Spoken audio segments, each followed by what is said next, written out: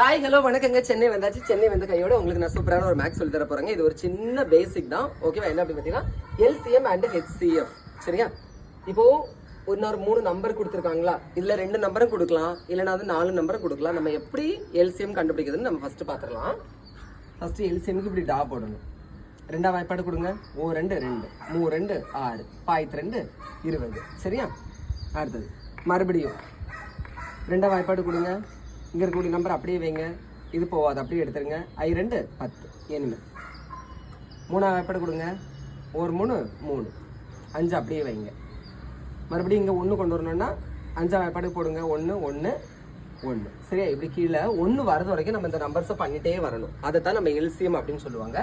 அப்போ எல்சிஎம்க்கு இங்கே இருக்கிறது எல்லாத்தையும் பெருக்கி போட்டுறணும். இதெல்லாம் 2 × 2 × 3 × 5 என்ன வரும்? 2 2 4, நம்ம 12 12 5 60. ஓகேவா? அப்போ இந்த நம்பருக்கு எல்சிஎம் எத்தனை? 60. இனிமேல் ஹெச்சிஎஃப் எப்படி பார்க்கணும்னா அதே மாதிரி டா போடுங்க. எல்லாத்துக்கும் பொதுவாக என்ன வாய்ப்பாடுக்கு போகும்? 2ஆம் வாய்ப்பாடுக்கு போகுமா?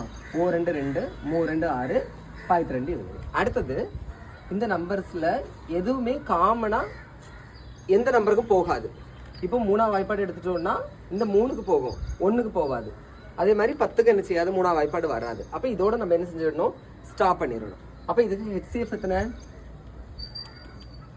2. புரிஞ்சிருச்சா? 1 வரது வரைக்கும் நம்ம பண்ணிட்டே வர்றது வந்து எல்சிஎம். ஓகேவா? இப்படி இதுக்கு மேற்கொண்டு காமனாக எந்த நம்பராலையும் வகுக்க முடியாது, நம்ம இப்படி ஸ்டாப் பண்ணுறது வந்து ஹெச்சிஎஃப். புரிஞ்சிருக்கும்னு நினைக்கிறேங்க. இனிமேல் உங்களுக்கு ஹோம்ஒர்க் பாருங்க. 3 5 15 இதே மாதிரி எல்சிஎம் அண்ட் ஹெச்சிஎஃப் கண்டுபிடிச்சி கமெண்ட்ல சொல்லுங்க. புரிஞ்சிருக்கும்னு நினைக்கிறேங்க. லைக் பண்ணுங்க. தேங்க்யூ.